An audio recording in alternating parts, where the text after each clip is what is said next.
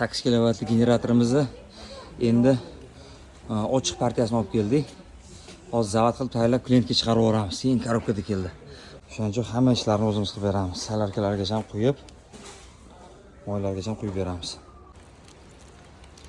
Salarka quyilyapti. Moylarni quyamiz. Yig'ib tayyor qilib qo'ydik.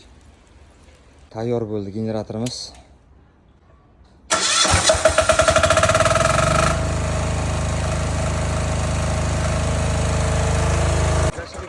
Tushib qoladi.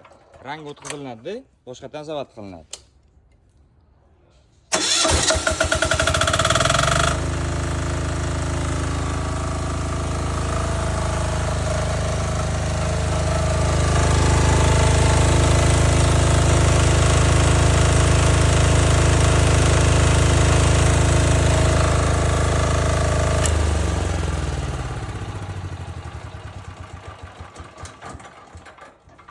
Kech bo'lishiga qaramay jo'natyapmiz mana shu 8 kilovatli salarkamizni tayyorlab.